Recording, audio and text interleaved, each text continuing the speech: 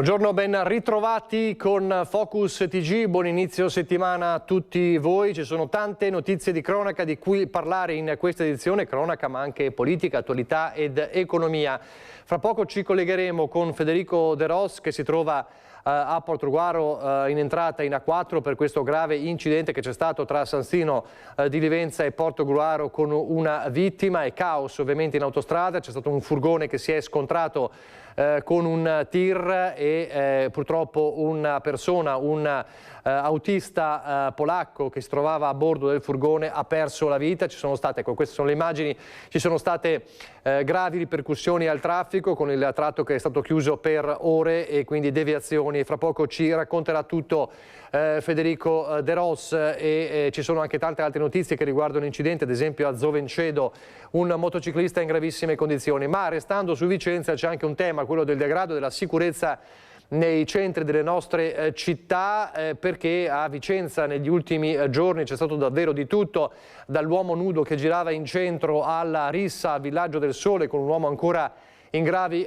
condizioni, e c'è ovviamente polemica in città per quanto sta accadendo. Daniele Garbin con Simone Squarcina, buongiorno. Buongiorno Nicola, buongiorno ai telespettatori. La questione dell'uomo nudo che è anticipato effettivamente sta montando in città, con me Giulia Gennaro, Fratelli d'Italia, che è stata la prima forse in assoluto che ha pubblicato le foto che poi anche noi abbiamo a nostra volta ripubblicato nei social, dove proprio si vedeva questo fatto inquietante di questo uomo nudo a passeggio in Piazza dei Signori in mezzo ai bambini, un orario assolutamente nel pomeriggio era successo, e che quindi ha destato clamore prima di riuscire a intervenire. Della polizia locale, le forze dell'ordine sono intervenute, insomma questa persona è rimasta lì e non era un fatto così, un'esibizione o una performance artistica, era proprio l'espressione del degrado. Questa persona con problemi insomma psichici, una persona fragile, insomma è rimasta per molto tempo in quella situazione, e con anche il disappunto di commercianti e cittadini in quel momento. Ecco, Giulia Gennaro, insomma da questo ne è nata anche una polemica, chiamando in caso il sindaco in qualche modo responsabile sicuramente per quanto riguarda quello che avviene soprattutto nel salotto buono della città. Ecco, cosa è successo e soprattutto cosa poi sta diventando, perché c'è stato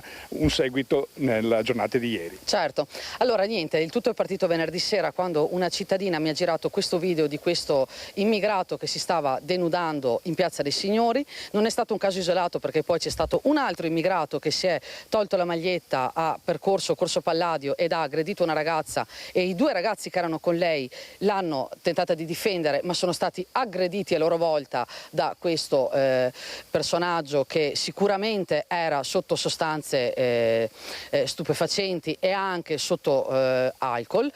Lo stesso per quello in Piazza dei Signori. Io quindi sollecitata dai cittadini a chiedere al sindaco delle risposte, ieri ho partecipato alla sua diretta social, perché ogni tanto la domenica fa queste dirette dove risponde ai cittadini, e ho chiesto al sindaco, ho fatto una domanda molto semplice, ho chiesto a cosa serve l'assessore alla sicurezza.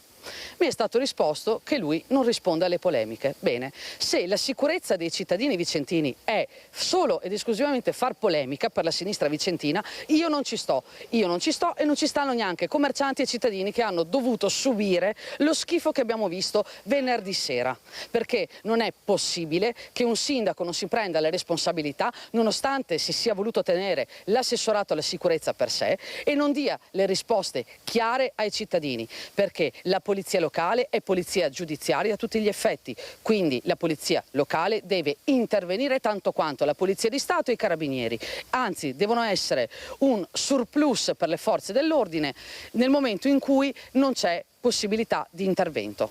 Ecco, a proposito delle meditazioni del sindaco, noi abbiamo chiesto alla Detto Stampa proprio un appuntamento e avremo anche piacere di dar conto anche della risposta del sindaco a questo. Diciamo subito che per l'aggressione che Nicola citavi del Villaggio del Sole, per cui una persona è grave, anche lì in quel caso i cittadini del Villaggio del Sole chiedevano la presenza delle forze dell'ordine, il famoso vigile di quartiere che doveva essere un punto di riferimento, perché in quella zona è effettivamente in trincea per la presenza di varie etnie, varie insomma, abitudini diverse dei cittadini quindi questa cosa della sicurezza è nodale, importante, anche questo è importante, come viene gestita. Certo, il sindaco continua a farsi propaganda politica riguardo ai vigili di quartiere, ma se noi andiamo in giro per i quartieri come facciamo, io e il mio gruppo di volontari che si spendono ogni giorno in tutti i quartieri di Vicenza, sentiamo solo dire una cosa, che non hanno mai visto i vigili di quartiere. Quindi di conseguenza dove il sindaco sta impiegando le risorse di polizia locale lo vogliamo sapere. In Corso Palladio c'è stata anche una dose abbandonata,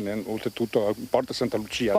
A Porta Santa Lucia proprio ieri mi è stato girato una foto da parte di 2 persone che erano a passeggio di una busta contenente delle dosi di, si presume, eroina e cocaina, e poi quando la polizia locale è andata sul posto ovviamente l'astuccio era già sparito, probabilmente perché lo spacciatore si è accorto di averla persa ed è andato a recuperarla. Comunque c'è il totale disastro in giro per tutta la città. A proposito di tutta la città, come anche il signor Andrea, del referente dei commercianti qui in zona San Pio X, esatto. La parte più importante qui resta lo spaccio di droga? Assolutamente sì, siamo comunque punto sensibile della città e soprattutto passiamo comunque alla cronaca esattamente per quello che riguarda lo spaccio interno al quartiere.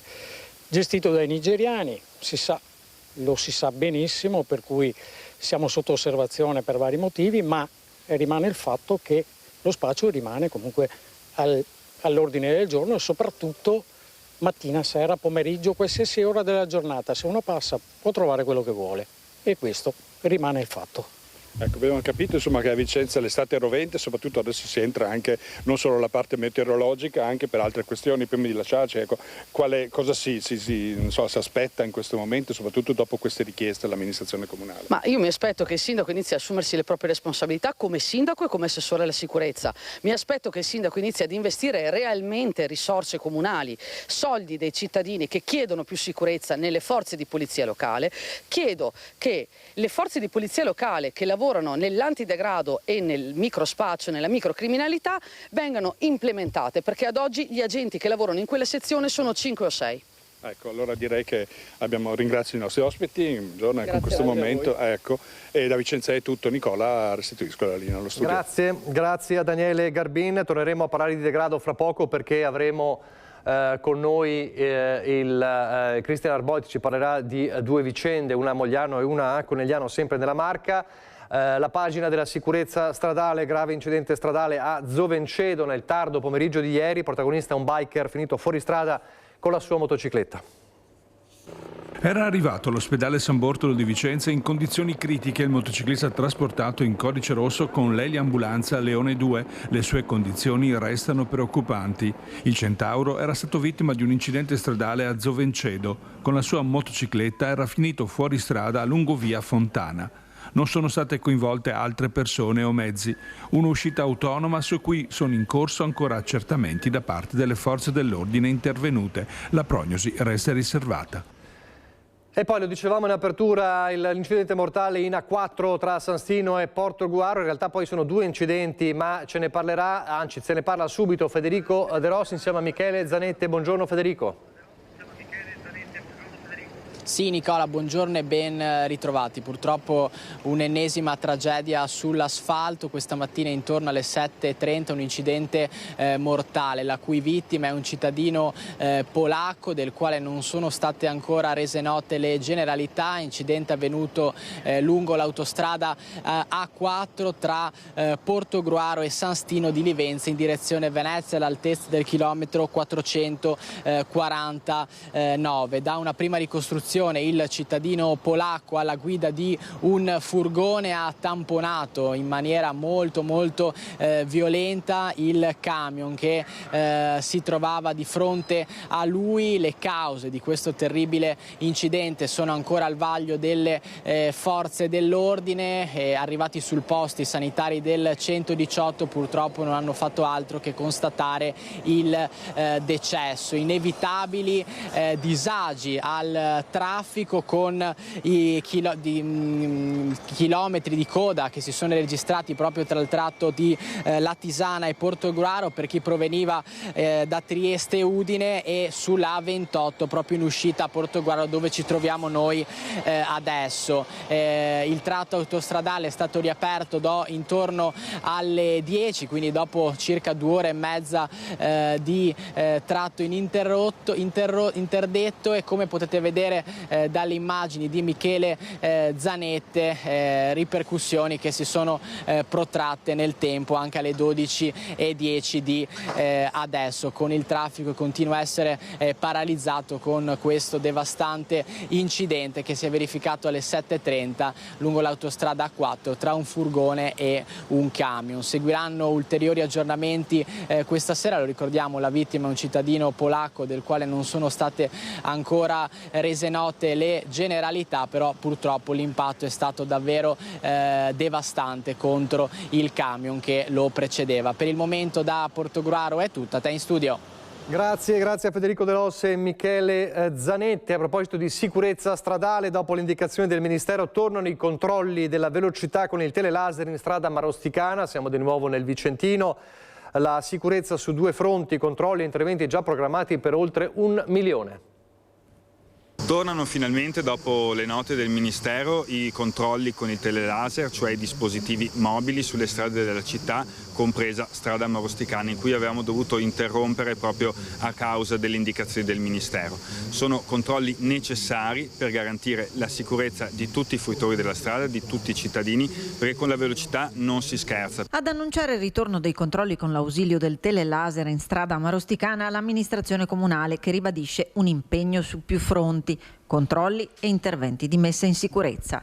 Strada che è già stata mappata attraverso la raccolta di dati sull'incidentalità da parte della polizia locale, che ha fatto registrare 125 incidenti tra il 2020 e il 2025, di cui 100 con feriti e 4 i decessi, 3 dei quali solo lo scorso anno. Per questo in campo ci sono interventi per oltre 1 milione di euro per la sicurezza del tratto stradale di 4,5 km afferente al territorio comunale di Vicenza, che viene percorso da almeno 20.000 veicoli al giorno. Siamo appunto contenti di poter tornare a fare i controlli, sperando che questi possano migliorare la sicurezza della strada, a cui andremo ad aggiungere tra l'altro un intervento finanziato con 1.050.000 euro, interamente con risorse comunali, per alcuni interventi sulla strada per cercare di moderare la velocità delle automobili. Capitolo a sé quello che riguarda gli autovelox fissi. Per gli autovelox fissi purtroppo il codice della strada, che ha norme eccessivamente restrittive, ci permette l'utilizzo degli autovelox fissi solo in via Aldomoro, dove è già presente ma in questo momento sotto sequestro, quindi attendiamo il dissequestro per poterlo mettere di nuovo in funzione. Però sono convinto che le norme del codice della strada, che impongono per il posizionamento di un impianto fisso una distanza di 1 chilometro prima dell'impianto per segnalare la presenza dell'autovelox, libero da intersezioni, quindi nel chilometro precedente all'autovelox non può esserci nessuna intersezione con altre vie, con altre strade, è una norma talmente stringente che impedisce di utilizzare gli autovelox e quindi garantire il rispetto delle velocità nella maggior parte delle strade cittadine. Adesso l'ennesima spaccata in un ristorante accade a Padova. Il dipendente, però un dipendente o una dipendente, ce lo spiegherà adesso Valentina Visentin, riesce a filmare il ladro e farlo arrestare. Buongiorno Valentina. Sì, buongiorno da Padova. È successo tutto la notte tra sabato e domenica, intorno alle 4 del mattino. Una dipendente del ristorante Sushi, che vedete alle mie spalle, dopo aver udito dei rumori intorno alle 4 del mattino, si è affacciata alla finestra che è proprio sopra il ristorante e ha visto una persona che tentava appunto di forzare la porta e di introdursi nel locale. Ha subito filmato il tutto, soprattutto ha filmato la fuga e il mezzo con cui il ladro è scappato, una Vespa un motorino che poi è risultato anche rubato. Ha chiamato, mentre filmava, ha chiamato la polizia, che è intervenuta, e proprio grazie all'acquisizione di quel filmato e di quelle immagini, che è stato subito diramato tra le volanti della questura, I poliziotti poco dopo nel quartiere Arcella di Padova hanno individuato un uomo che corrispondeva proprio alla descrizione fatta dalla dipendente, ma anche dalle immagini che lei aveva ripreso con il suo cellulare, fermato vicino al multipark Central Park dell'Arcella, nascosto dietro un'auto. C'era parcheggiato proprio il motorino ripreso del filmato. Sotto la sella numerose bottiglie di champagne che mancavano dal negozio, e vini pregiati, e anche un orologio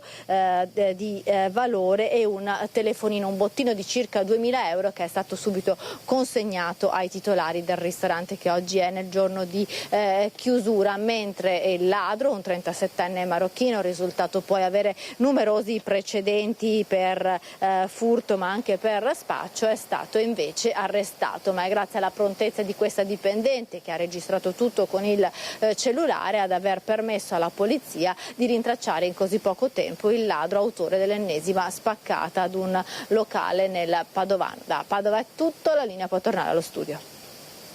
Torneremo a parlare di furti fra poco. È stata quella di 2 notti fa, davvero una notte terribile tra sabato e domenica a Quinto di Treviso, con un intero paese preso di mira. Ne parleremo fra poco, ma lo dicevamo in apertura parlando del degrado della sicurezza. Quanto accaduto a Mogliano ce lo racconta Christian Arboit, un pomeriggio di follia ennesimo in città. Buongiorno Christian.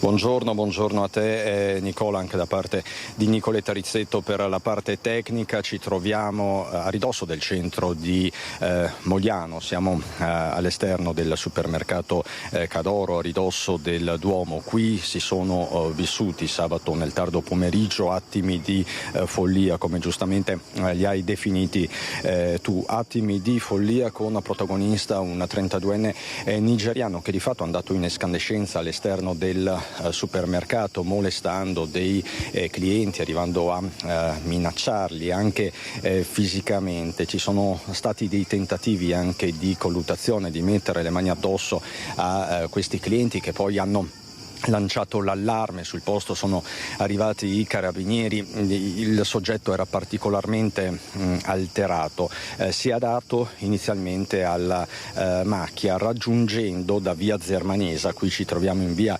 Zermanesa, via 24 maggio, e in via 24 maggio questo 32enne nigeriano è entrato all'interno del Bar Verdi chiedendo al titolare di poter usufruire del bagno. Da lì appunto è entrato alla toilette ed è rimasto per parecchi minuti. Sono arrivati i carabinieri perché lo hanno raggiunto all'interno del bar. Pare che l'uomo abbia tentato anche la fuga attraverso la finestra del bagno, però poi a un certo punto è uscito trovandosi di fronte i carabinieri. Lo potete vedere anche dal video della videosorveglianza interna. Ne è nata di fatto una colluttazione con il nigeriano, che ha spintonato un carabiniere addosso alla vetrata della ricevitoria del Bar Verdi. A tal proposito, con Nicoletta Rizzetto poco fa siamo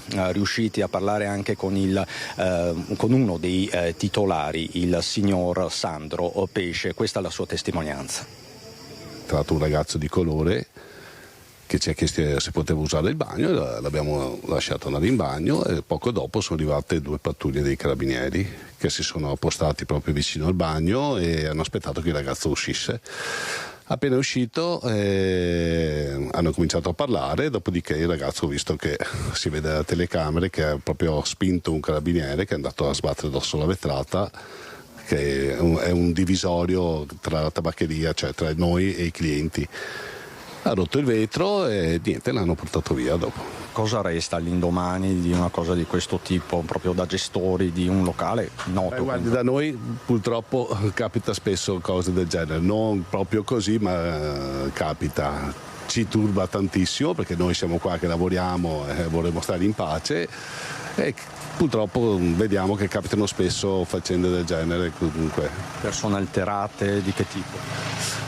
Sì, beh, c'è sempre qualcuno, ma specialmente stranieri anche, che vengono qui e magari sono un po' alterati, e cerchi di calmarli, cerchi di evitare. Noi magari chiudiamo anche prima il bar per evitare che alla sera, perché normalmente succede verso sera queste cose qua, e niente, ci turba. In questi anni la situazione è migliorata o peggiorata ultimamente? Forse peggiorata, sì, sicuramente. Vediamo più spesso cose del genere, dunque sicuramente è peggiorata. Ecco, il titolare del bar parla di un turbamento, e questo è un po' il sentimento generale. Qui con me il sindaco di Mogliano, Davide Bortolato, che sta attenzionando come amministrazione attraverso la polizia locale. Quest'uomo non è un volto nuovo. Ahimè no, è già conosciuto, da qualche settimana era attenzionato, anche perché si aggirava per la città vestito in maniera pesante, addirittura con una giacca a vento, con questo caldo. Un soggetto che sembrerebbe anche avere dei problemi di salute mentale, e purtroppo ieri, sabato, è successo quello che è successo. E continuiamo assolutamente a controllare questi soggetti, questo in particolare, perché ahimè è tornato a piede libero.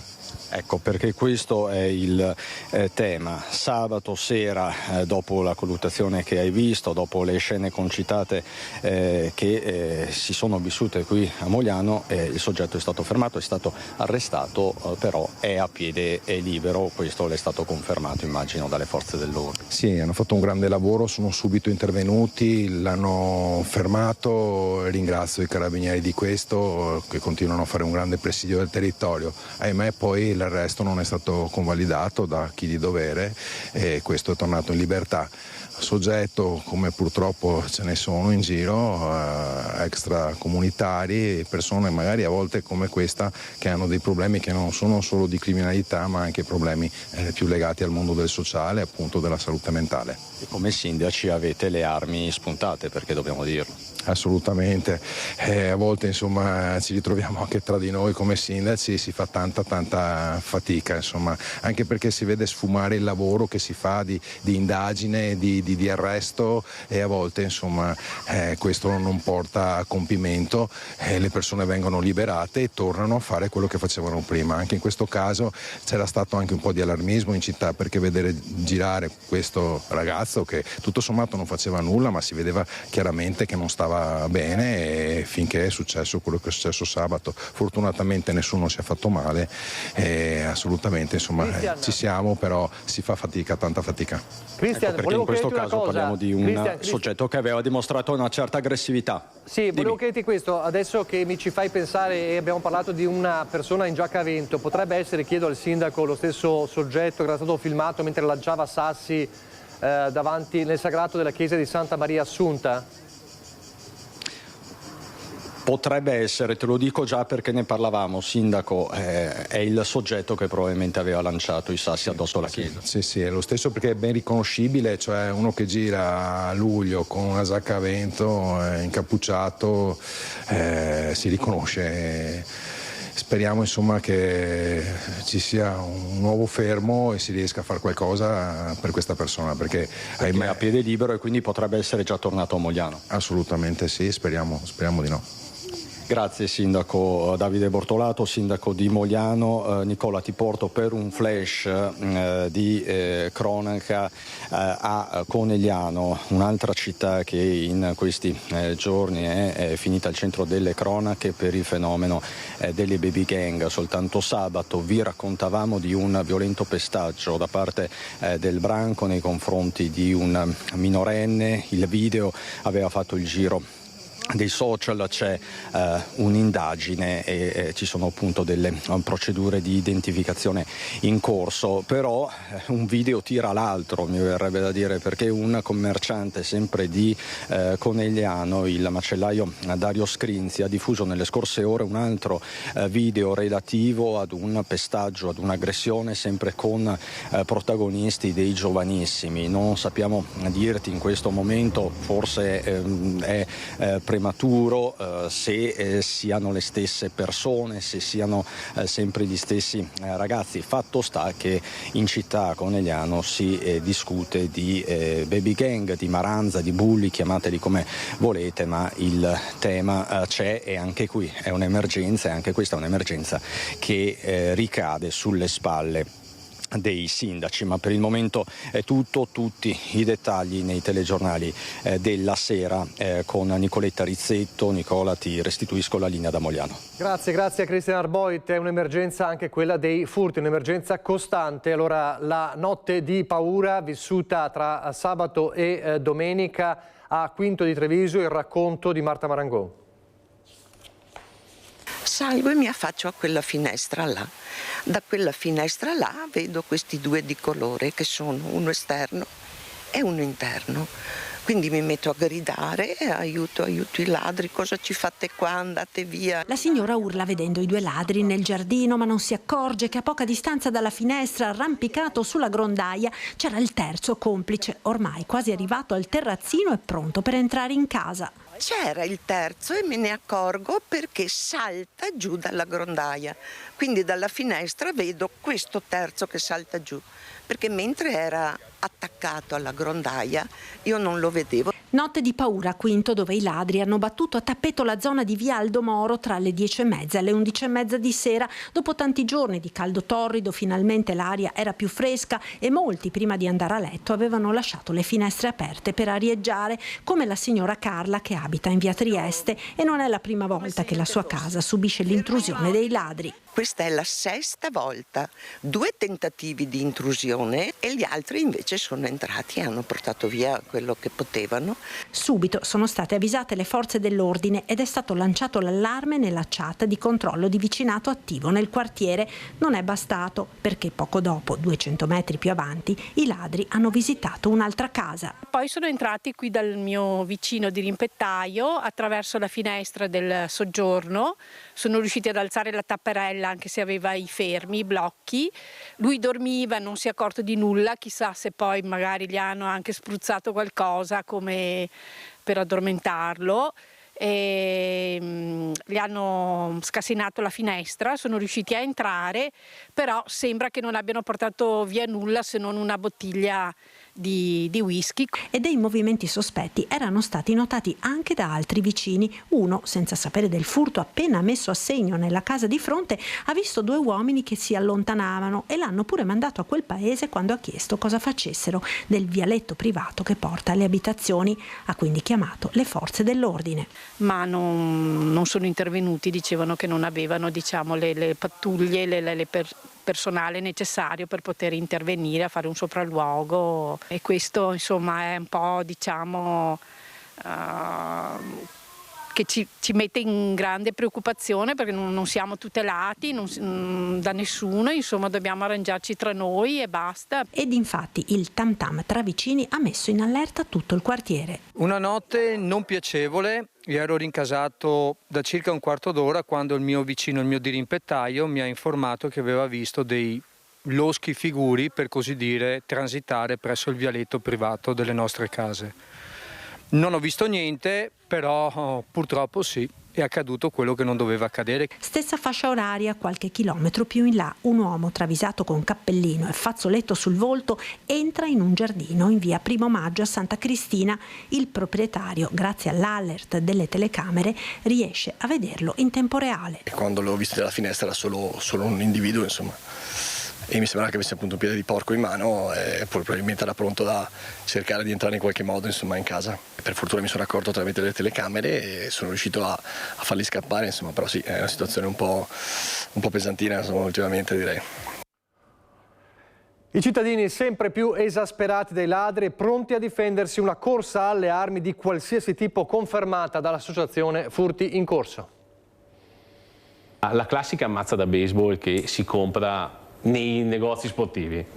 Provate a chiedere a chi lavora nei negozi sportivi, cioè le stanno svuotando e svendendo su internet, le compra chiunque, perché comunque dà una certa idea di sicurezza. Poi magari quella mazza da baseball, se non la sai usare, ti si ritorce contro. Quello che sento mi dicono: ho preso la mazza da baseball, ho preso il bastone, avevo un sacco da golf e mi sono messo le mazze da golf intorno per le porte di casa. Cioè, secondo me non è un vivere bene così. Mazze da baseball, mazze da golf, bastoni, ma anche armi soft air o scacciacani, qualunque mezzo per difendersi, rischiando però spesso l'effetto opposto. Fotografia di una realtà di paura che dall'osservatorio di furti in corso, con oltre 20.000 iscritti, descrive meglio di qualunque fredda statistica la situazione del momento. In realtà vuol dire che io, quando entro a casa, sto quasi più sereno stando fuori. Ma la serenità sta diventando: sono fuori in giro, poi arrivo a casa, mi vedo tutto a suo quadro e alla fine sono già passati. Sembra quasi che devo soffrire ad arrivare a casa, perché allora non posso tenere la finestra aperta perché purtroppo i ladri, non posso andare a prendermi 2 spese perché ormai ho l'ansia di fare la spesa. Cioè, diciamo che abbiamo passato il limite, secondo me, già da un po'. Da una parte residenti e commercianti inermi, dall'altra bande sempre più specializzate. Ultima frontiera l'uso di acido nitrico per sciogliere le serrature. Predoni capaci di alti budget per compiere i raid. Sono comandi, ma io era un anno fa che dicevo che sicuramente c'è una rete a monte sopra che gestisce, no? Io mi immagino i 3 amici che diventano ladri, che non possono investire 10.000 euro in prodotti di marca per andare a fare dei furti con trapani che non fanno scintille, addirittura, cioè stiamo parlando di prodotti anche economicamente importanti, bagagliai pieni di 15.000 euro di prodotti. Come fanno? Vanno con macchine affittate con prestanome, vanno su dei B&B di altre città, insomma è una struttura organizzata. E allora la paura si diffonde, diventa purtroppo un modus vivendi. Io non ho mai sentito come in questo periodo la frase che a me non piace, lo dico subito: è meglio un cattivo processo che un buon funerale, no? Quella famosa frase che si dice al bar sta prendendo piede sempre di più, e in realtà è sbagliato, perché non dovremmo pensare noi a proteggerci, c'è chi è di dovere che deve proteggerci. Questo vuol dire che le forze di polizia fanno veramente ormai di tutto di più, forse anche più di quello che possono fare, perché a volte lo fanno anche fuori servizio, però non basta, ce ne sono poche e le norme non ci sono. Per questo Furti in Corso da mesi ha instaurato un dialogo aperto con il Ministero della Giustizia, portando il sottosegretario Andrea Ostellari al convegno di Santa Caterina per cercare di mettere nero su bianco un cambiamento che prima di tutto deve essere portato avanti dalla legge. Proposte sul tavolo, ma c'è ancora molto da fare per tutelare chi non può più sopportare di tornare a casa pregando di non trovare le stanze a soqquadro. Io gli avevo proposto proprio un inasprimento vero delle pene, soprattutto nei casi dove si entra in casa e sono previste all'interno dell'abitazione delle, diciamo, chiamiamo così, persone deboli, no? Quindi bambini, minori, persone anziane o disabili. E gli avevo anche detto che siccome loro utilizzano dei levarini, dei cacciaviti, dell'acido adesso, tutti quei prodotti lì devono essere considerati armi improprie. E allora andiamo a innalzare la soglia delle pene e li andiamo a mettere in galera. Allora, se il ladro che mi viene principalmente dall'est, non dico solo dall'est, ma fondamentalmente queste sono le statistiche, no? Principalmente dall'est, viene a sapere che quando viene da noi finisce certamente in galera, probabilmente ci penseranno 10 volte poi, no? Invece loro sanno che fondamentalmente vengono presi, vengono rilasciati il pomeriggio, la mattina dopo sono già a fare un altro furto e avanti così. Denuncia a piede libero. Se quella dei furti è una piaga che interessa praticamente tutti i comuni, c'è una piaga che interessa la montagna, dal Vicentino al Bellunese, quella dei lupi, un nuovo attacco che ci racconta Tiziana Bolognani insieme a Stefano Bozzi. Buongiorno. Sì, buongiorno Nicola, un nuovo attacco o presunto tale, perché ancora non v'è certezza, se non le parole dei veterinari dell'ULSS Dolomiti, che hanno ipotizzato che a spaventare l'asinella, che faceva parte di un gregge che pascolava sul Monte Serva, la montagna che domina Belluno e che Stefano in questo momento vi sta inquadrando. È accaduto tutto ieri nel primo pomeriggio, quindi di giorno. Questa asinella probabilmente si è spaventata, si è allontanata dal gregge, è finita in un dirupo, in un burrone. Ma vi raccontiamo che cosa è accaduto in questo servizio e poi facciamo anche il punto sulla presenza del lupo in provincia di Belluno.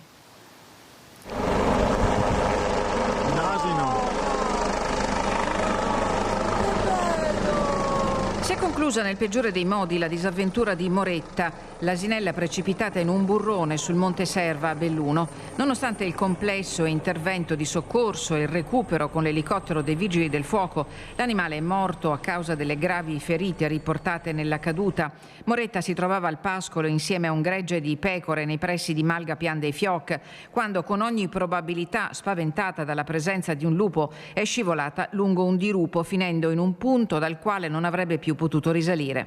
Per raggiungerla sono intervenuti i vigili del fuoco di Belluno e Venezia insieme ai veterinari dell'Ulse Dolomiti.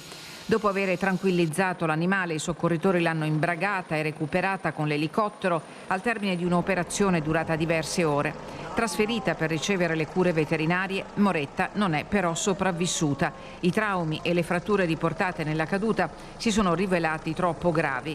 Resta l'impegno dei soccorritori, protagonisti di un intervento complesso e delicato che purtroppo non è bastato a salvare la vita dell'animale.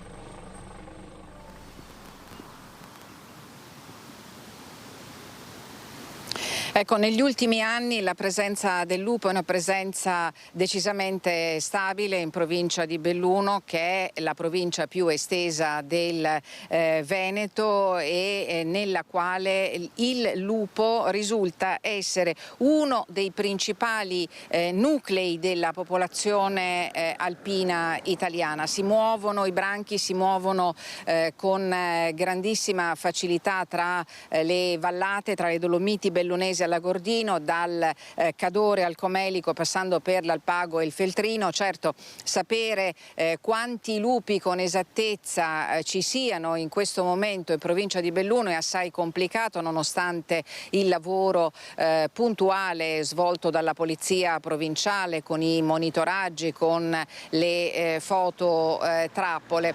Si sa che i lupi si cibano prevalentemente di fauna selvatica, ma la vicinanza di cibo facile come greggi che stanno negli alpeggi diventa motivo di preoccupazione per non solo gli allevatori ma anche le istituzioni e le associazioni ambientaliste.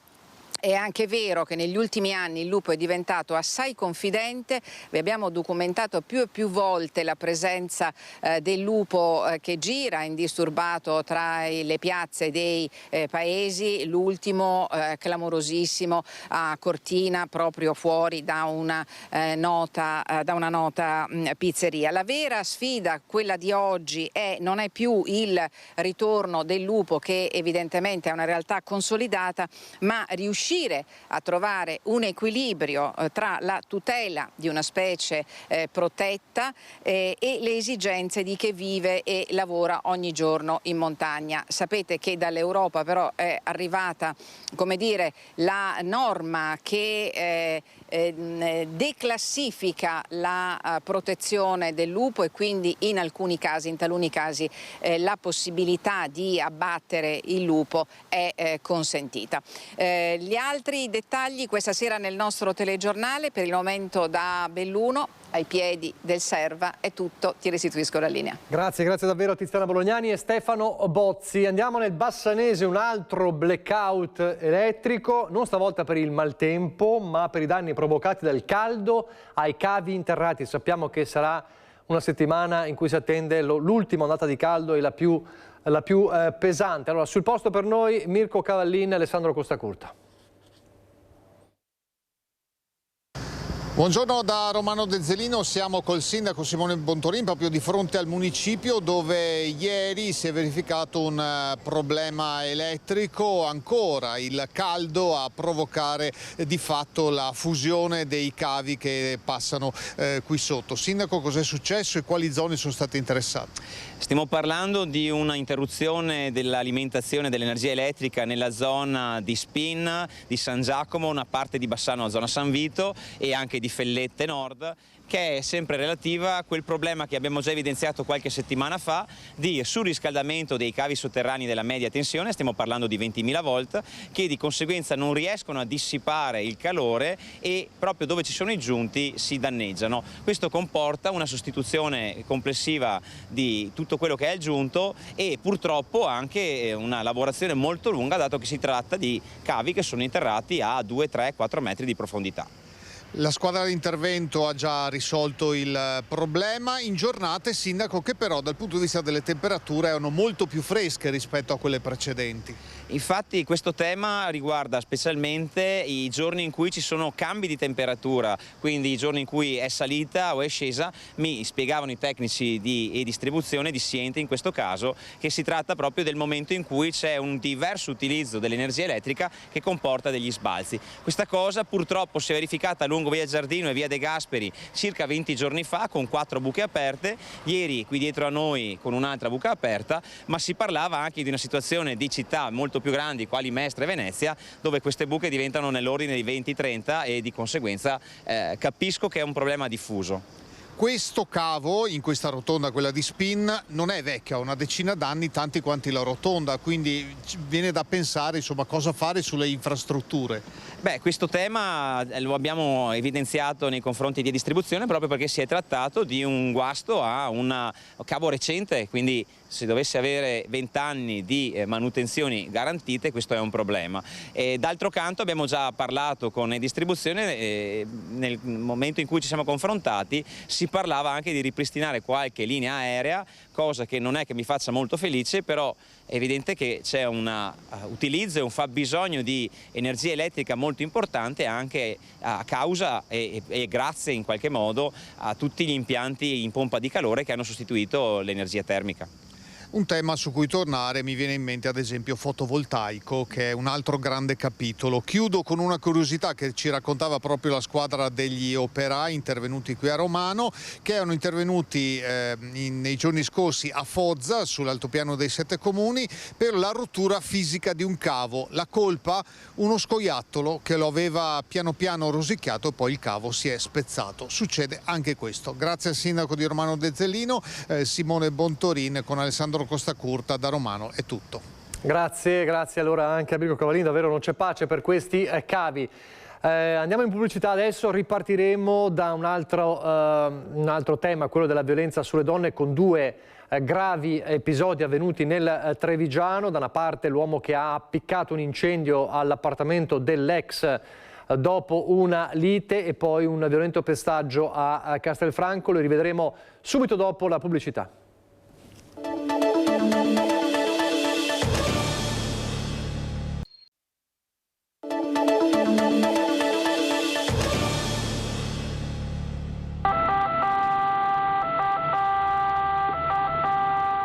Probabilmente se non avessi sentito le urla e soprattutto se lui non fosse andato ad aprire la porta non ci saremmo accorti in tempo delle fiamme. È solo grazie all'intervento tempestivo di Cristina e Francesco, i 2 giovani che abitano nell'appartamento accanto, che il rogo divampato in un condominio in via Castaldi non ha avuto conseguenze tragiche. Erano da poco passate le 21 quando, dopo un litigio con l'ex compagna, un 55enne ha cosparso il materasso con del liquido accelerante ed ha appiccato il fuoco. In pochi istanti le fiamme si sono estese a tutto l'appartamento. Una densa nube di fumo e lingue di fuoco erano visibili da mezza città di Treviso. Ho sentito la donna urlare e dire va a fuoco, allora ho aperto la porta di casa e ho visto che la loro porta era socchiusa.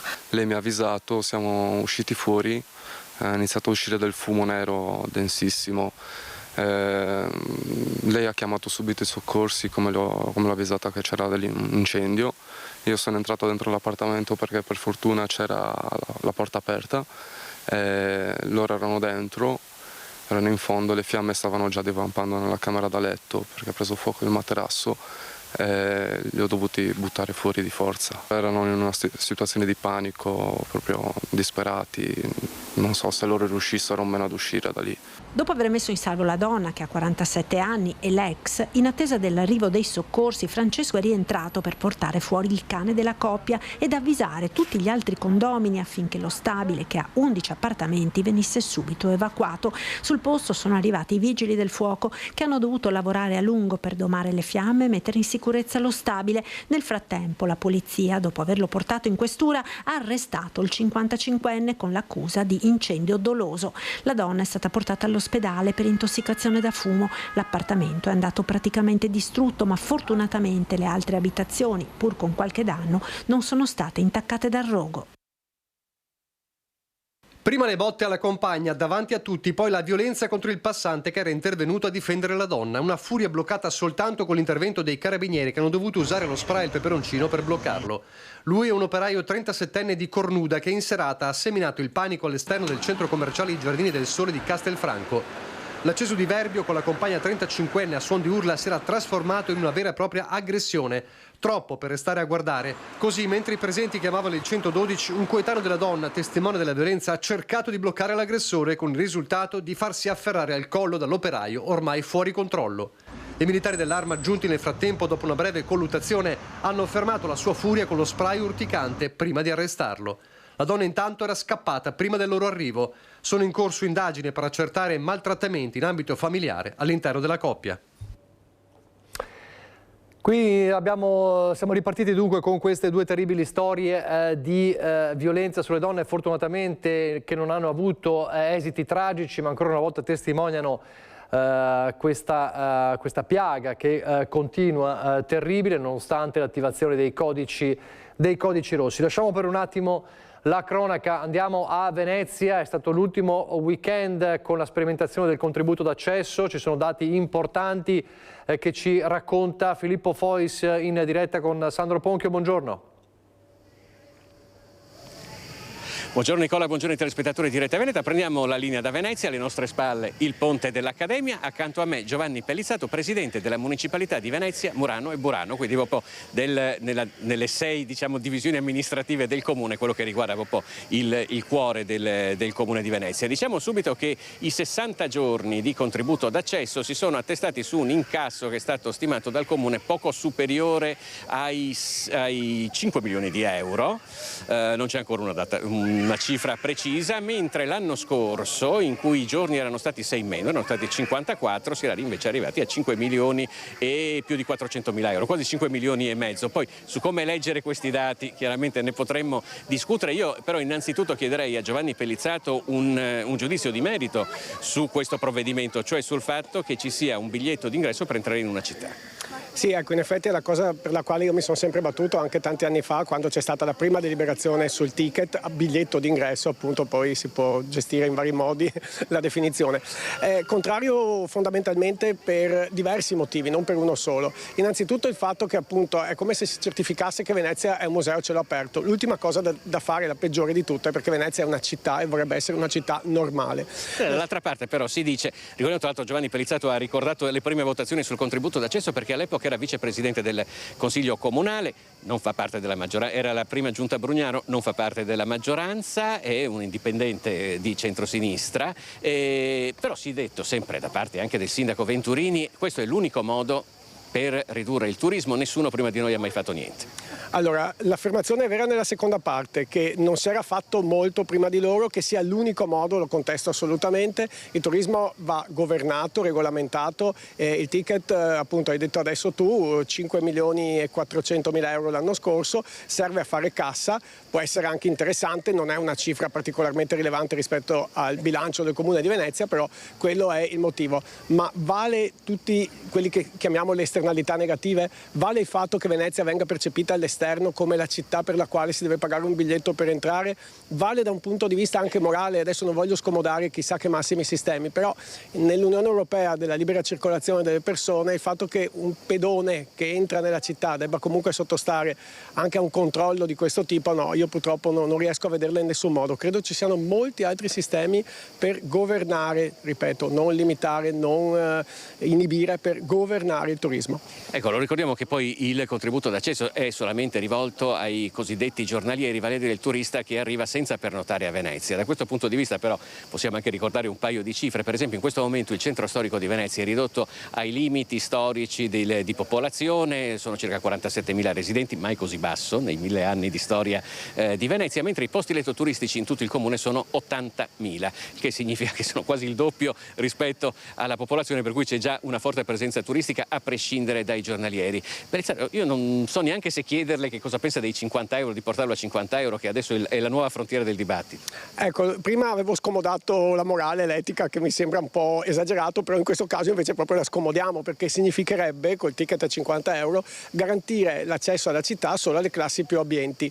Io credo che ci siano tantissime persone interessate a vedere le bellezze di Venezia, che magari sono disposte anche a pagare il biglietto di un museo, il biglietto di un vaporetto, ma che non sborserebbero mai 50 euro solo per entrare in città, quindi direi proprio di no. Tra l'altro ricordiamo il contributo acceso, poi restituiamo la linea allo studio, è solamente per il fine settimana, da venerdì, sabato e domenica. Oggi, che è un lunedì, come tanti altri mi verrebbe da dire, ci hanno segnalato che Piazzale Roma è completamente piena, i garage sono tutti esauriti e tutto esaurito persino al tronchetto, per cui chi fosse arrivato a Venezia magari per un appuntamento di lavoro è dovuto tornare indietro e magari poi cercare di ritornare qui attraverso i mezzi pubblici. Io ringrazio Giovanni Pellizzaro per il suo intervento e da Venezia vi restituiamo la linea.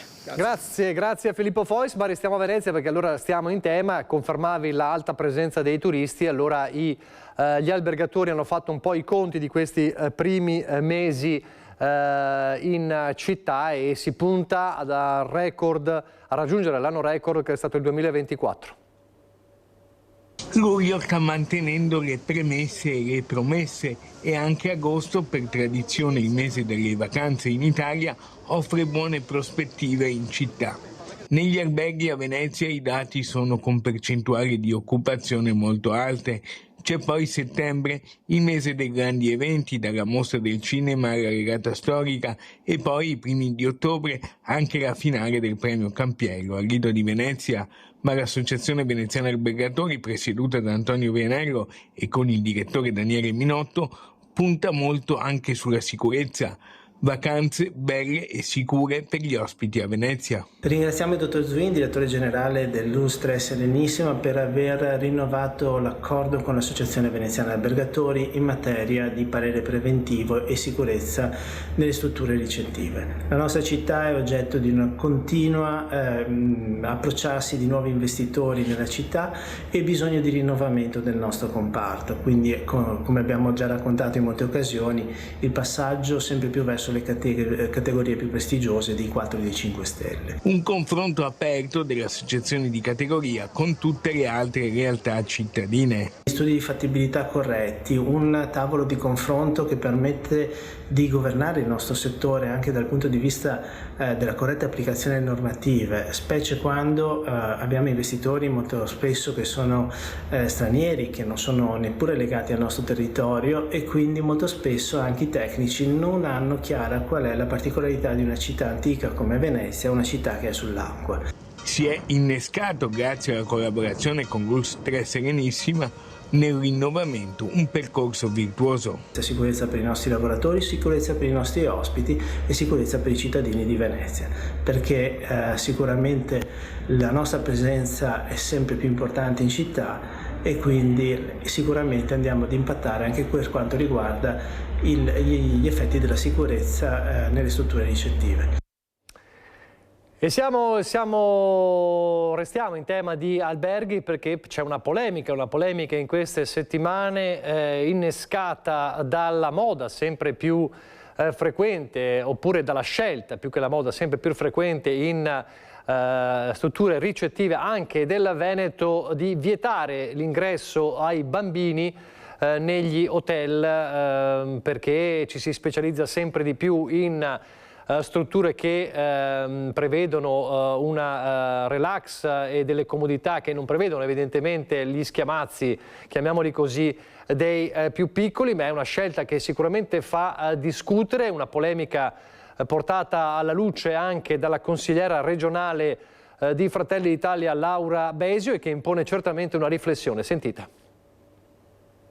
Hotel, case vacanza, ristoranti, strutture ricettive vietate ai bambini, una tendenza che comincia a diffondersi anche nel nostro paese, tanto che esistono dei portali dedicati agli alberghi solo per adulti. Nulla di piccante, ma strutture che aprono le porte ai maggiori di una certa età, dai 12 ai 18 anni, dedicate a chi vuole un soggiorno tranquillo. Ma in una società dove si fanno sempre meno bambini e dove la denatalità avrà conseguenze sempre più pesanti, si apre una riflessione su quella che non è più semplicemente l'ultima moda del momento. A sollevare la questione la consigliera regionale di Fratelli d'Italia Laura Besio, già assessore alle politiche educative del Comune di Venezia. Fermo restando la libertà imprenditoriale sacrosanta di ogni attività o esercizio, quella che io pongo è semplicemente una riflessione da mamma e da rappresentante dell'istituzione di fronte a un fenomeno che pur ancora limitato oggi c'è, lo osservo e ci ragiono, perché pone una questione culturale. Da un lato tutti a lanciare l'allarme del crollo delle nascite, dell'inverno demografico, e dall'altro lato rischiamo di far passare dei messaggi per cui i bambini sono un problema, sono un ostacolo al nostro comfort. Besio chiede una riflessione anche normativa. Io credo che il fenomeno meriti una riflessione seria prima ancora che politica. Dalla parte opposta gli albergatori che parlano di una tendenza che risponde alle richieste di segmenti di mercato. Non è bambini sì o bambini no, è specializzarsi in determinate segmenti di mercato per accontentare sempre di più la clientela. È una cosa che esiste nel mondo da tantissimi anni.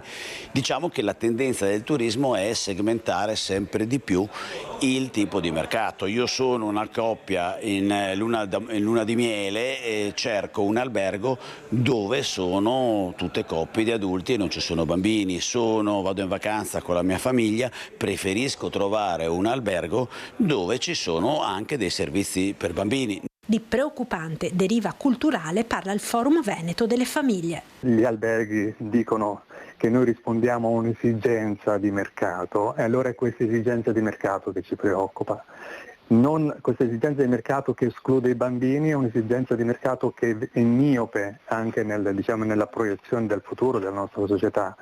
I bambini saranno coloro che sosterranno il welfare nel futuro e allora la domanda è: i singoli che decidono di usufruire di queste strutture, un domani si porranno che quei figli saranno coloro che sosterranno il loro welfare, la loro sanità, la loro economia.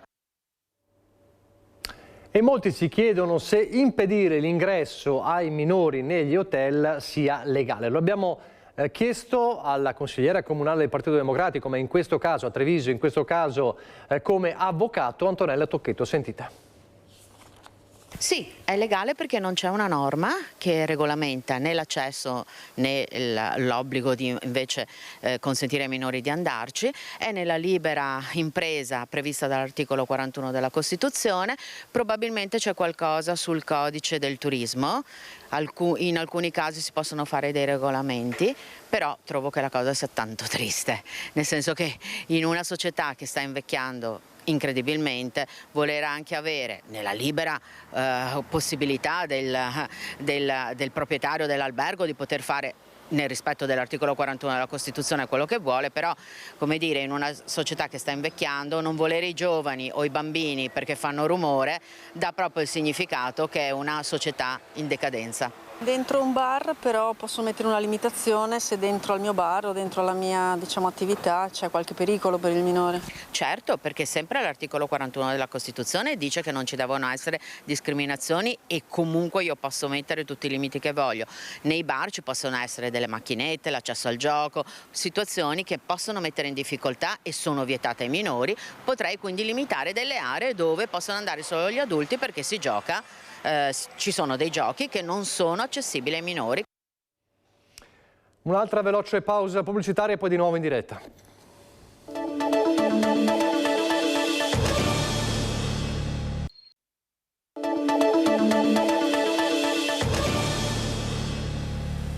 A Padova siamo di nuovo in diretta, c'è dibattito e c'è polemica per l'osteria padovana che aveva affisso la bandiera palestinese, aveva ricevuto una prenotazione ma i clienti con ospiti israeliani l'hanno disdetta subito. Riceviamo una chiamata, sempre dalla stessa persona, che ci dice che un loro collega era passato davanti e aveva visto la bandiera palestinese esposta e che per loro era un problema perché aveva una delegazione israeliana come ospite.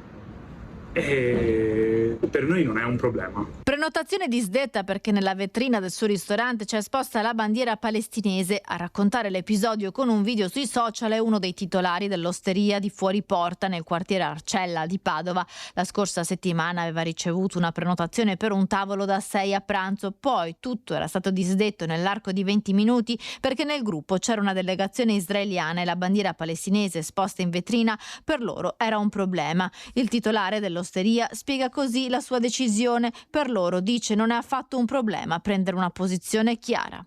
Non è un problema posizionarci, non è stato un problema decidere tutti insieme di appendere le bandiere, non è stato un problema decidere tutti insieme di fare sciopero l'anno scorso, partecipare alle manifestazioni che sono state all'Interporto e a Padova, eccetera. Quindi per noi non è assolutamente un problema. Se per qualcuno è un problema il fatto che noi sosteniamo un popolo vittima di genocidio, con migliaia di bambini massacrati, migliaia di civili inermi massacrati, non venite a mangiare qua.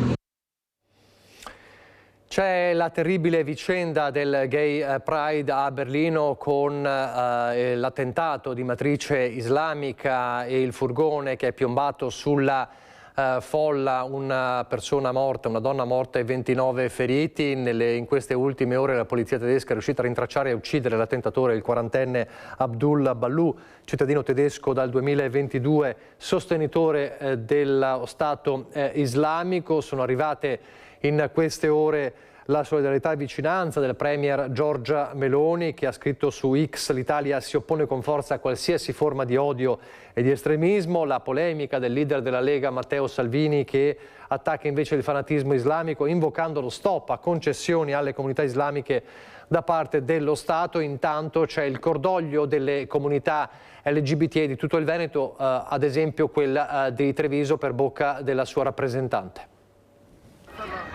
Fa un effetto devastante, nel senso che sapere che in un giorno di festa in cui le persone si sentono libere, si possono sentire libere di essere se stesse, un pazzo, perché a questo punto un delinquente, lo definiamo come vogliamo, possa mettere in atto una cosa del genere, intanto porta angoscia, perché purtroppo non si può stare più al sicuro da nessuna parte. E seconda cosa, bisogna capire poi, quest'atto è stato un atto terroristico, sarebbe avvenuto comunque, hanno approfittato solo del fatto che ci fosse tanta gente, oppure un atto mirato proprio contro la comunità. E comunque in qualsiasi caso sono atti devastanti, sì, che lasciano senza parole. Sono arrivate anche in queste ore le dichiarazioni di Giorgia Meloni, che dice l'Italia contro ogni forma di odio. Salvini dice fanatismo islamico è il vero problema. Lei cosa dice? Io credo che sicuramente, se è realmente così, è sicuramente un problema. Penso anche che sia un problema però in Italia fomentare l'odio verso la comunità LGBT, come fanno alcuni politici, tra cui la Meloni e Salvini. Quindi iniziamo a comportarci bene in Italia, cominciamo da qui. Ieri la giornata a Borso del Grappa dedicata ai formaggi in malga, una giornata che da 30 anni si svolge alle pendici del Grappa, un tema ricorrente all'importanza di questi presidi non solo per la qualità dei prodotti ma anche per la prevenzione idrogeologica della montagna veneta. Per questo la Regione domani varerà un importante provvedimento. Deliberiamo martedì prossimo una delibera importante di 1,5 milioni di euro proprio per le malghe. Fondi importanti dalla Regione per le sentinelle della montagna veneta. Sono i malgari che stagionalmente o in maniera stanziale vivono e lavorano su territori solitari e sprovvisti in tutto o in parte di servizi. Denaro che sarà investito in elementi essenziali come acqua e energia. Per portare energia corrente, per accumulatori di energia, per fare la potabilizzazione dell'acqua. Fondi anche per la difesa delle mandrie dai grandi carnivori, in particolare per i branchi di lupi. Sono oltre 700 le malghe sparse per le montagne venete. Mi rendo conto che la cifra non è enorme, ma intanto è un messaggio. Ci sarà un bando per i privati, malghe private, ci sarà un bando per le malghe pubbliche. Il massimo che si potrà ottenere sono 40.000 euro, il minimo 20.000. Però è un segnale. È la prima volta che viene fatto al di là del CSR, Poi sul nuovo complemento di sviluppo rurale faremo un ragionamento anche su questo. Il ragionamento della Regione è semplice. Investire in prevenzione del territorio vuol dire non dover poi sostenere spese molto più elevate per danni a cose o peggio ancora a persone. La Maga è il presidio naturale della nostra terra. Da lì può partire una frana, può partire un rivolo di acqua che poi diventa un torrente, che poi diventa una frana, quindi noi dobbiamo lavorarci anche sul cotico erboso, sul pascolo, qualcuno l'ha detto e io sottoscrivo. Dobbiamo fare un ragionamento complessivo, pian pianino, perché miracoli o meno se ne fa più. Però in qualche maniera qualche misura azzeccata può produrre frutti. Abbiamo parlato anche di sicurezza idrogeologica, allora andiamo nel Bellunese perché in autunno partirà uno degli interventi più importanti per la sicurezza idraulica del Bellunese che riguarda il lago di Alleghe. Lo aspettavo da anni, con Vaia era stato fatto un progetto definitivo per l'asportazione di tanto materiale. Adesso con questo finanziamento arrivato dai 3 ministeri di 7,5 milioni riusciremo a fare un intervento importantissimo per il lago. Si apre la fase operativa del progetto di sistemazione del lago di Alleghe. Il primo tavolo in municipio ha riunito i sindaci di Alleghe e Roccapietore, Veneto Acque, tecnici e imprese incaricata per definire l'organizzazione del cantiere e i tempi dell'intervento. Il sindaco di Alleghe, Danilo De Toni, ricorda come attualmente il battente d'acqua su 1/3 della superficie del lago è di 1,5 metri e senza la rimozione del materiale sedimentato il destino prossimo sarebbe l'interramento. I lavori cominceranno, come concordato col tavolo tecnico di ieri ad Alleghe, ad ottobre e si svilupperanno ogni anno in 2 tranche, quella primaverile e quella autunnale, questo per consentire non interferire sicuramente sull'attività turistica del territorio. L'obiettivo perciò è ridurre il rischio idraulico attraverso la rimozione di circa 300.000 metri cubi di materiale sedimentato accumulato nel bacino dopo anni di trasporto da parte dei corsi d'acqua. Un fenomeno che ha progressivamente ridotto la capacità del lago di contenere le piene, aumentando il rischio in caso di eventi meteorologici intensi. L'opera sarà realizzata da Veneto Acque, alla quale il Comune di Alleghe ha affidato il ruolo di soggetto attuatore. Particolare attenzione è stata posta all'impatto del cantiere sulla stagione turistica, sulla viabilità e sulle attività economiche. A fine estate è previsto un incontro pubblico per illustrare ai cittadini il cronoprogramma dell'opera e le modalità di svolgimento dell'intervento. Il lago è il simbolo del nostro territorio, del territorio di Alleghe, ma diciamo anche di Roccapietore. Un lago che purtroppo ci è stato regalato, io dico purtroppo perché per formarsi il lago abbiamo avuto una frana di 30 milioni di metri cubi che si precipitò a valle l'11 gennaio 1771, è un dono che però dobbiamo conservare. Le polemiche a Bassano, quindi andiamo alle polemiche locali con la spiaggetta che è da anni un tormentone in città, ultimo colpo di scena in Consiglio Comunale dove la delibera inserita all'ultimo momento è stata ritirata. Tra Lega e Fratelli d'Italia ci sono frizioni. Sicuramente se si finalizzassero i lavori e si riuscisse a tornare ai vecchi splendori, perché quando ero ragazzo la si frequentava molto di più, poi è stata chiusa appunto per i lavori in via Macello e sarebbe davvero una bella vetrina. Al tempo facevo anche delle feste, degli aperitivi in quella spiaggetta, ci andavo sì anche da piccolo. Ha dei bei ricordi di quel posto? Ah beh sì, certo. Ma i desideri di questi giovani bassanesi resteranno per il momento non esauditi, già perché il Consiglio Comunale di Bassano sull'argomento ha deciso di non decidere. Propongo il rinvio dell'argomento al prossimo Consiglio Comunale. Il punto introdotto d'urgenza all'ordine del giorno è dunque rimandato a settembre. Era prevista l'approvazione di un comodato gratuito trentennale dell'area a favore del Comune. Resta però in sospeso presso la Corte d'Appello di Venezia la stima dell'indennità di esproprio tra la Infotrade SRL e Belfiore 90. C'è una striscia di terreno larga 80 centimetri che è di proprietà di un privato verso il canale del Brenta. Tutto il resto è demanio pubblico. Avere la disponibilità dell'area, quindi poter accedere, ci consente finalmente di aprire quei tavoli di lavoro per una progettazione, ma che non vuol dire che lì si debbano fare per forza di cose interventi strutturati. È l'occasione per aprire un dialogo col Genio Civile, col Consiglio di Bacino e con tutti gli enti preposti per riqualificare e finalmente restituire ma solo, ripeto, anche a livello paesaggistico e visivo, uno spazio della città che da troppo tempo è chiuso. Eppure era stato il sindaco Nicola Finco, nel giorno del compleanno di Bassano, a indicare la spiaggetta tra i 2 regali prioritari per la città. Il regalo più facile di questi tempi è il piano Mar, quindi la risoluzione quanto prima di questa annosa questione, e la spiaggetta, insomma, quella è una questione molto più semplice, insomma, basterà solamente il buon senso da parte del Consiglio Comunale. Ma evidentemente le acque dentro la maggioranza non sono così tranquille. Di polemica in polemica, ma siamo a Treviso adesso e parliamo di una kermesse musicale Suoni di Marca che ha terminato, ha chiuso i battenti sabato scorso, ma ha chiuso i battenti con la polemica del patron Paolo Gatto, che ha detto: siamo stati abbandonati dalle istituzioni, un graduale inesorabile distacco che hanno lasciato il festival al festival oneri sempre più gravosi. È lo sfogo, dicevamo, del patron Paolo Gatto nell'ultima serata della storica kermesse, e che ha fatto capire come in futuro un festival gratuito a offerta libera di qualità non sia più economicamente sostenibile, anche a fronte di un numero 43.000 presenze in 10 giorni nettamente inferiore agli anni scorsi. Un dito puntato contro l'amministrazione per lo scarso sostegno, e allora è arrivata immediata la replica del sindaco di Treviso Mario Conte. Una replica aperta al dialogo, perché l'appello è quello di trovarsi nei prossimi giorni, ma anche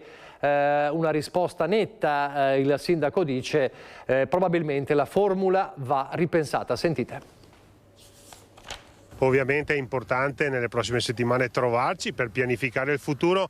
Non è anche escluso che bisogna forse rinnovare un po' la formula, rivedere alcune cose per rendere il festival sempre più attrattivo, consapevoli che la burocrazia, i costi, la sicurezza sono diventati degli oneri importanti per coloro che organizzano eventi di questo livello. Questo per dire che, e per rassicurare Paolo Gatto, che le istituzioni ci sono state quest'anno, quindi nessuno ha abbandonato nessuno. Servirà probabilmente fare uno sforzo in più, però io credo anche che sia arrivato il momento di dare un'immagine nuova a questo festival, che ha avuto grande successo negli anni passati, che magari adesso è un po' in sofferenza. Cambiano i tempi, cambiano le mode, cambiano le sensibilità, e forse è arrivato anche il momento che Suoni di Marca si adegui a quelle che sono le nuove tendenze.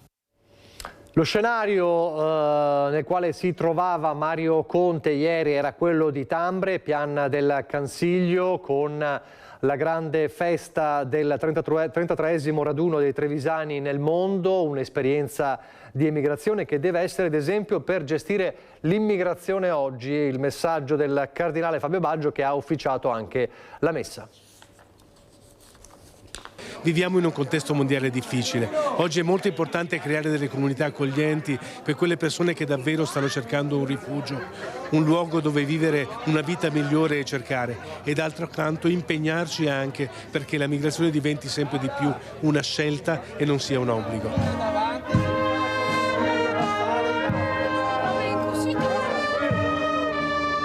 Questo è il messaggio della Chiesa verso le nuove migrazioni, che è riecheggiato sulla Piana del Cansiglio nel corso del 33esimo raduno delle sezioni dei trevisani nel mondo e nella 16ª edizione della Festa dei Veneti nel mondo. Immigrazione, un fenomeno globale che oggi come ieri coinvolge ogni nostra comunità, partendo dai nostri giovani che lasciano la Marca e il Veneto per condizioni economiche migliori. Noi siamo un paese che manda ancora fuori tante persone, tanti giovani, non per catar fortuna, ma perché sperano di avere altrove una situazione migliore rispetto a quella che l'Italia è in grado di offrire. Un problema grave è che noi non riusciamo a essere un paese che richiami questi giovani, oppure che richiami giovani che vengono da altri stati, da altre nazioni, che vengono a lavorare in Italia. Ripensare dunque sia la nostra giovane immigrazione, ma anche il fenomeno migratorio, perché siano gestiti e non subiti. È un fenomeno che non si può arginare, bisogna governarlo, e per far questo noi abbiamo un elemento in più, che è l'esperienza di coloro che dalle nostre terre sono partiti. Ma allora cosa fare concretamente? Dobbiamo creare delle condizioni perché le persone che vengono nel nostro territorio non si sentano perennemente ospiti, talvolta indesiderati, ma dobbiamo creare le condizioni perché possano integrarsi. Da qui l'iniziativa pilota della Regione al momento nel Bellunese per la formazione di collaboratrici familiari da integrare nelle comunità. Abbiamo lavorato proprio per partecipare a un bando legato ai progetti FAMI, proprio dati dalla Comunità Europea, per poter sperimentare le assistenti familiari di quartiere, per permettere a queste persone proprio di entrare anche nel mondo del sociosanitario. Quello che stiamo cercando di portare a termine è un'opportunità in cui le persone possono avere anche un'opportunità abitativa, e in questo caso si lega a quello che il Presidente Stefani sta portando avanti rispetto ai 50 milioni di euro che legheranno poi i prossimi bandi. Progetti e obiettivi in una giornata dove quel Qatar fortuna all'estero di generazioni oramai scomparse rimane indelebile nel cuore di figli e nipoti, come testimonia chi, pur di essere presente sulla piana del Cansiglio, ha preso il primo aereo dall'Argentina per l'Italia. Vivo in Argentina, sono nata lì e amo l'Italia. Sono venuta qui perché tutti i miei cugini abitano qui. Cosa significa essere migrante in Argentina oggi? Per me tanti ricordi. E sono molto emozionata di poter stare qui in questo giorno. E tutta la sera sarà illuminata. Parliamo spesso nei nostri telegiornali dei giovani Maranza, i giovani baby gang, i giovani protagonisti della cronaca in negativo purtroppo, ma la maggior parte dei giovani sono ragazzi che si impegnano, spesso nel volontariato, sono ragazzi che vogliono imparare a seguire le regole. Allora, vediamo nei prossimi due servizi due esperienze importanti che riguardano i nostri giovani, da Ci sto a fare fatica a Castello di Godigo, e poi l'apertura del campo scuola alpini a Bassano del Grappa. Mi sono trovato molto bene perché abbiamo aiutato gli anziani e hanno fatto una giornata molto diversa dal solito, e poi con l'esperienza di Ci sto a far fatica mi sto trovando molto bene perché sto imparando nuove cose e mi sto mettendo al servizio del mio paese. Ci sto a fare fatica raggiunge il 7° sigillo con numeri record, oltre 1000 ragazzi coinvolti in 43 comuni, 9 in più rispetto allo scorso anno, insieme ai loro tutor ed handyman maggiorenni, coordinati dalla cooperativa Chiricù di Montebelluna. È andata molto bene, molto bene, abbiamo collaborato con molte associazioni, quindi i ragazzi hanno avuto modo di conoscere anche realtà diverse e anche i lavori erano molto belli e divertenti. Stamattina è andata bene, è stato un momento abbastanza sereno, rilassato, dove sì, diciamo si sono un po' unite due generazioni che normalmente difficilmente si incontrano. Un successo di partecipazione ma anche di connessione con il territorio e i suoi abitanti in cambio di attività di pulizia e manutenzione dei beni pubblici o di compagnia agli anziani.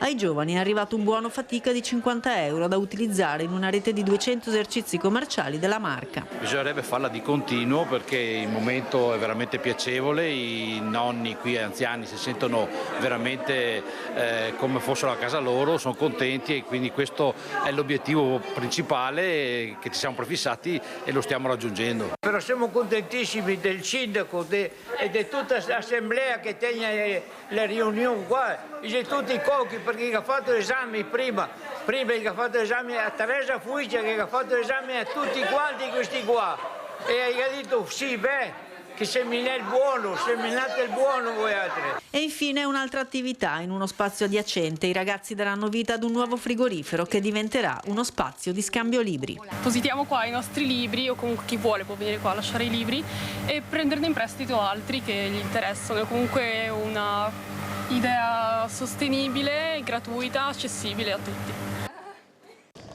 Fino al 9 agosto la caserma Montegrappa sarà per loro casa, scuola e famiglia, assieme a tutti i luoghi della guerra che visiteranno in montagna, compreso il pellegrinaggio del 2 agosto in cima a Grappa. Sono una cinquantina i giovani di tutta Italia tra i 16 e i 20 anni che partecipano al camposcuola alpino a Bassano. Quando si è aperto il portale per iscriversi al camposcuola di Bassano, in 12 ore è stato praticamente completato. Questo è motivo d'orgoglio, ma soprattutto va a certificare il buon lavoro che da 5 anni a questa parte questo camposcuola a Bassano fa. Anche dai genitori arriva un generale consenso all'iniziativa. Non è che abbiano tutto facile. C'è una collaborazione tra di loro che deve esserci, perché sennò da soli non vanno da nessuna parte, e anche delle regole. Al giorno d'oggi magari sembra quasi essere questa parola strana, regole, non diritti ma doveri, serve come per tirare su un po' la schiena, spalle dritte. Mia figlia ha già fatto un campo 2 anni fa a Pienezze, si è trovata bene, ha avuto una bella esperienza e voleva ripetere questa una cosa più radicata in caserma, ecco. Penso sicuramente un'esperienza molto positiva, sicuramente. E penso anche un cambiamento di personalità. Come è tornato dalle esperienze precedenti? Beh, positivamente, sì, si vede il cambiamento, diciamo. Ogni anno non vede l'ora di venire ai campi anche precedenti che ha fatto tanti amici, lavano i piatti quando tornano a casa qualche volta. Come si augura di trovare suo figlio fra un paio di settimane? Fatto e imparato. No, è un bravo ragazzo, però diciamo che qua, da come mi spiegava il signor Francesco, c'è tante piccole cose da imparare. Dal campo scuola alla scuola, o meglio a una scuola, la scuola dell'infanzia Collodi. Siamo a Vicenza con lavori alla scuola d'infanzia, in arrivo nuovi serramenti, luci e controsoffitti, una riqualificazione anche energetica da oltre 200.000 euro. Nuovi serramenti, luci a LED e controsoffitti. Sono in corso i lavori di riqualificazione energetica alla scuola dell'infanzia Collodi, partiti nei giorni scorsi, che saranno conclusi prima della riapertura delle scuole. Bimbi che, hanno spiegato gli assessori durante il sopralluogo, potranno così fruire di spazi più luminosi e con meno dispersione termica e un migliore comfort acustico, in particolare negli ambienti dedicati al riposo dei bambini. Ma non solo, sono arrivati anche i nuovi giochi per il giardino. È importante sotto più punti di vista, sotto l'aspetto della sicurezza, sotto l'aspetto dell'efficientamento energetico, sotto l'aspetto del comfort e della qualità degli ambienti di apprendimento, anche per quanto riguarda ad esempio l'illuminazione, sia naturale che artificiale, che migliora sicuramente la qualità della vita dei bambini che frequentano la nostra scuola dell'infanzia. I pannelli isolanti fanno sì che i bambini più grandi possano continuare le loro attività al piano terra, mentre i bambini più piccoli che hanno bisogno di riposo pomeridiano possano riposare tranquillamente al primo piano. Quindi sono tutti aspetti che, integrati tra loro, sicuramente migliorano la qualità dell'apprendimento di questi alunni. Alla Collodi l'intervento è di 200.000 euro finanziato con risorse comunali. La scuola dell'infanzia in zona Cattane ospita 2 sezioni per un totale di circa 40 iscritti. Intervento che ha anche un valore simbolico, visto che cade proprio nell'anno in cui ricorrono i 200 anni dalla nascita dell'autore di Pinocchio, Carlo Collodi, cui la scuola è intitolata. Sono stati moltissimi gli interventi sugli asili e scuole dell'infanzia in questi anni, in parte con i finanziamenti PNRR, ma in gran parte anche con risorse comunali. Per la fascia 0-6 anni avere spazi esterni e interni di qualità sicuri, riammodernati e con efficientamento energetico diventa davvero importante, anche perché i bambini di fascia di età così piccola entrano la mattina e finiscono la sera, il pomeriggio, dormendo e mangiando qui. È un momento importante della giornata e di vita che devono vivere in spazi dedicati e sicuri. Ancora lavori, ma parliamo invece adesso della illuminazione pubblica, importante sia per la sicurezza contro la criminalità che la sicurezza sulla strada. Come si muovono i comuni nella gestione della illuminazione pubblica, costi energetici, scelte politiche e motivazioni tecniche nel Bassanese mostrano un quadro variegato. Le strade e le piazze di Cassola saranno illuminate senza interruzione anche nelle ore notturne. La decisione annunciata nei giorni scorsi dal sindaco Gian Antonio Stangerlin risponde alle esigenze di maggiore sicurezza reale e percepita fra i residenti. Viabilità e criminalità, ma anche i costi del bilancio sono al centro delle attenzioni degli amministratori pubblici. Per quanto riguarda l'illuminazione pubblica, sono state fatte delle scelte legate anche a un contratto che abbiamo stipulato e non abbiamo mai spento i lampioni. soluzioni nei periodi emergenziali, perché le prime criticità che sono state riscontrate con gli aumenti di energia arrivano dai tempi appena post-Covid, poi ci sono stati vari aumenti nel corso dei 2 anni successivi, ma come scelta politica amministrativa dal 2023 abbiamo deciso di mantenere inalterato quello che è il programma di illuminazione pubblica, per cui le strade, vie e piazze sono sempre illuminate di fatto. Noi siamo molto favorevoli a questa iniziativa dei comuni vicini. Il problema è che dal punto di vista tecnico non è così semplice. Noi stiamo già lavorando da qualche anno per ripristinare tutta l'illuminazione. Una volta fatto questo si può pensare anche di ampliare l'orario di accensione per essere più vicini e far sentire più sicuri i nostri cittadini. Voi come siete messi con i LED? Sono tutti montati? C'è ancora qualcosa da mettere? No, siamo ancora in ritardo perché eravamo alla firma del mandato per questo impianto. A febbraio poi è successo quello che sappiamo e si è congelato un po' tutto. Adesso abbiamo già ripreso, si tratta di correre e di ripristinare il tutto. 2 aggiornamenti di cronaca prima di salutarci. Il primo lo vediamo dal Messaggero Veneto. Codroipo, corpo carbonizzato in una canaletta, trovate taniche e acido muriatico. La scoperta da parte di un operaio del consorzio a Baiuzzo. Sul posto accendino e flaconi. I carabinieri indagano, nessuna ipotesi esclusa, quindi di questo giallo del ritrovamento del corpo carbonizzato in una canaletta a Codroipo, quindi siamo in Friuli. E poi invece un lancio di agenzia ANSA, perché è stato identificato l'uomo che si era sentito male, lo ricorderete, al parco Catene di Marghera sabato scorso. Aveva perso la vita nonostante il soccorso dei passanti, lo avevamo raccontato con un nostro servizio. Era stato stroncato da un malore mentre faceva jogging. Ebbene, è un 55enne originario di Roma e residente a Marghera, piccolo imprenditore nel settore dei trasporti. L'accertamento dell'identità è stato completato nella tarda serata di ieri, dopo il riconoscimento dei familiari che avevano dato l'allarme sabato sera, non riuscendo più a mettersi in contatto con lui. L'incrocio dei dati, la comunicazione dei segni di riconoscimento e le procedure sanitarie e di polizia hanno permesso di dare un volto e un nome al runner, che indossava solo abiti sportivi e non aveva documenti con sé. Inizialmente, lo ricorderete, era stata attribuita all'uomo in età di circa 40 anni, si tratta invece di un 55enne originario di Roma, piccolo imprenditore residente a Marghera. Sanità e solidarietà nel prossimo servizio: curare le ustioni dei bambini utilizzando la membrana amniotica della placenta donata dalle mamme. È uno studio della Fondazione Banca dei Tessuti del Veneto che ha dato risultati straordinari. La placenta donata dalle mamme è utilizzata per curare le ustioni dei bambini. Al centro di uno studio che ha coinvolto un centinaio di bimbi vittime di gravi ustioni, la Fondazione Banca dei Tessuti del Veneto di Treviso. Un lavoro pubblicato grazie al supporto dell'equipe del Centro Grandi Ustioni di Padova. Protagonisti bimbi molto piccoli, l'età media è inferiore ai 2 anni, vittime di incidenti domestici che sono l'incubo di ogni genitore. Ebbene, grazie all'applicazione della membrana amniotica sulle ferite si sono ottenuti risultati straordinari. Quello che abbiamo visto è che applicata in un'ustione, in un'ulcera, in una ferita difficile, ha delle potenzialità pazzesche, quindi già nel giro di pochi giorni, con una sola applicazione, riesce tranquillamente a rigenerare la ferita e ridare soprattutto l'elasticità originaria della pelle. E quella della placenta è l'unica donazione che nasce da un momento di grande gioia come quella della nascita di un bambino.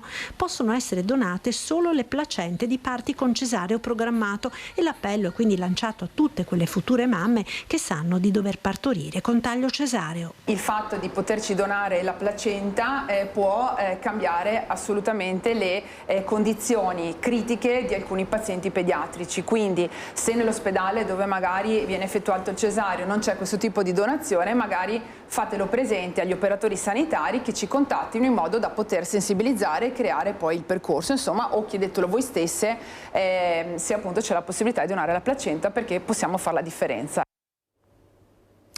Non ci sono altri aggiornamenti di cronaca. Vi ricordo che abbiamo parlato di tanti fatti di cronaca, a partire dall'incidente mortale in A4 a Portogruaro con problemi di traffico notevoli, un'ultima ora di un corpo carbonizzato trovato in una canaletta a Codroipo in Friuli, poi il degrado e l'insicurezza, i raid dei furti, una nuova predazione del lupo. Vi lascio adesso la programmazione di Rete Veneta, grazie per averci seguito, arrivederci. Thank you.